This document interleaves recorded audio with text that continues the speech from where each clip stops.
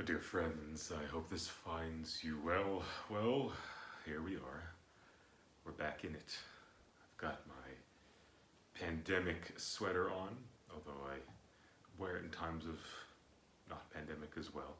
Next week, I will, please God, have my flannel shirt once again, signifying that we have fully found our way into this lockdown. And jokes aside, this was a very difficult week for me, for you, for all of us. It's a very challenging week as we were kind of dealt the blow of being locked down for another 6 weeks, when we were just starting to sense, okay, we can build numbers at shul and in people's businesses, and things will start to get back to normal. We'll be able to move into this next stage. And here we are, we've taken 2 steps back. And it's been a very, very difficult realization for all of us. But I just want to remind us all that we've done it, right? We've gotten through this period before. We know what to expect. Doesn't make it any less difficult.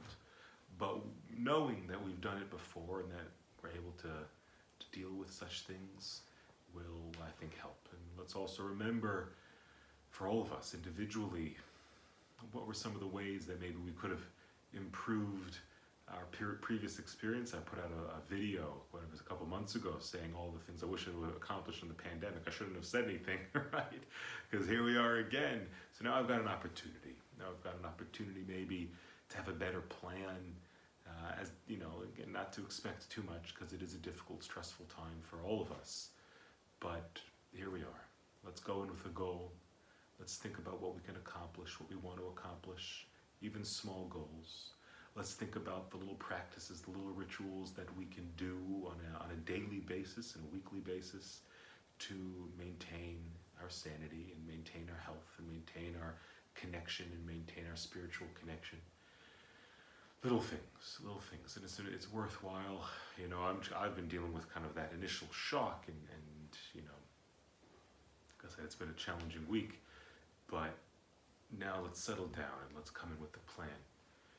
And of course, I want to reiterate the importance of being there for one another. And our shul, like all shuls here in Melbourne, but our shul will continue to support people however we can and start up our buddy program once again, or it's been going, but give it a bit more of a push and do everything that we can to be there for each other. And that's what's so important.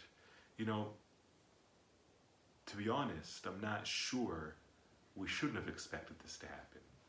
I think looking around the world, and we know just the nature of it, what do we think, that we just got rid of it? No, it's around, and people still had it.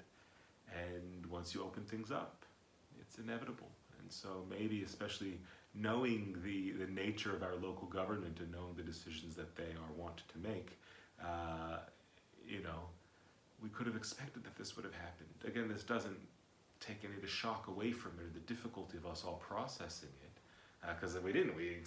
Most of us just imagined we're going to go forward with our hopeful thinking, but maybe this is a bit of a dose of reality, unfortunately, that we have to deal with this, and that unfortunately, until the vaccine comes, and even beyond, until the vaccine comes, we're going to be dealing with this thing. And so we need to just kind of take it day by day. And this idea of imagining what will be in the future, of anticipating what will be in the future, actually shows up in our parsha. In our parsha, we of course have the story of the daughters of Tzlofchad, who, after Moshe appoints allots land to the different tribes of Israel, the daughters of Tzlofchad, whose father, Tzlofchad, passed away in the desert. His story is fascinating on its own, but that's for another time. Their father passed away, he had no sons, and the land of Israel was going to be divvied up to people who only had sons. And they said, wait a second, our father, he's got land, but he's going to lose out. What about us, right? Why should we lose out just because our father didn't have a son? And Moshe hears their complaint and says, you know what? I don't know. So he turns to Hashem, and he asks Hashem, he provides it, and Hashem says, yeah, the daughters of Tzlofchad are correct, and they get a plot of land. Their story is not over yet. We'll see them later on, but for the meantime, they get land. And Moshe, so again, this incredible humility, he doesn't know. He doesn't know, so he turns to Hashem. But actually, some of the commentaries are somewhat critical of Moshe. Moshe should have known. He's humble, but he should have known. And so he shouldn't have asked Hashem. He should have just known what the law is. But the question is, what is different about this story, where Moshe said he didn't know and he was criticized, and an earlier story with the narrative of those who were impure when they were leaving Egypt, and they could not offer up the Korban Pesach, the Pesach sacrifice. And they were pure and they came to Moshe. They said, Moshe, we missed it out the first time. What should we do? And Moshe says, you know what? I don't know. And he turns to Hashem, and Hashem said, yes, you're right. These people will have an opportunity to offer up the Korban sacrifice a month later, what's called Pesach Sheni. There, Moshe did not know. He's humble. He turns to Hashem, and Hashem says, they're correct. But in that situation, Moshe was praised. How come Moshe was praised during the story of the Pesach Sheni? We didn't know. But when he doesn't know if the daughters of Tzlofchad, he received some criticism from the commentaries. And so an answer that I saw from Rabbi Avraham Rivlin, who's a Rav at Kerem B'Yavneh, which is one of the yeshivot that I learned. So Rav Rivlin said, the reason why is because the truth is Moshe should have known, because he should have anticipated this. He should have anticipated this reality as he was thinking through and going through the allotments and understanding the laws. He should have anticipated what's going to happen in this situation. As a leader, he needs to be forward thinking. He needs to see what is going to be, to anticipate what's going to be, and already set up structures to deal with the eventual reality when it may come. So we see two lessons in leadership. First off, yes, leaders must be able to anticipate and know what might come and prepare for what might be. And when they don't, then sometimes that's a failure. And unfortunately, we're seeing all around the world, leaders in very big stages making tremendous failures, tremendous mistakes in all different areas. And you can use your imagination to understand to what I'm referring to. Leaders are making mistakes, not anticipating what the future will come. Ezu Chacham, who is the one who is wise? Haro'eh Hanolad, the one who sees that will be born, that which will be born, that which will come. And so we see leaders making mistakes and not anticipating. But then also we must remind ourselves of Moshe's great quality, that maybe he makes a mistake with here, but in general that humility.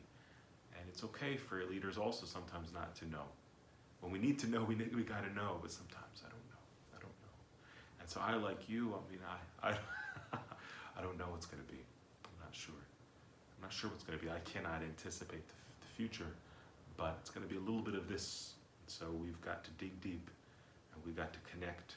We've got to look after each other. We must, I'm saying it over and over and over again, and here we are once again. May Hashem bless us. I'll say it instead of saying it to all of us. I'll bless all of us. May Hashem bless all of us, all of humanity, but you and me. May He bless us with the ability to use this time, this difficult time for humanity and for our community and for us as individuals, use this time to dig deep, to believe in ourselves, to believe in each other, and to make little steps every day as much as we can. Every day. To grow, to transform, to emerge, to acquire whatever tools we possibly can. Let's be realistic. Let's be realistic with what can be done in stressful situations. But Hashem should bless us that we should grow from this. We should all grow. If I can do anything to help you, to support you in any possible way, I am here for you. The shul is here for you. Some of you might not be in my shul as you're listening to this if you've survived these 10 minutes. We're all here for each other. Hashem should bless us all to bring peace and redemption and healing to the whole world.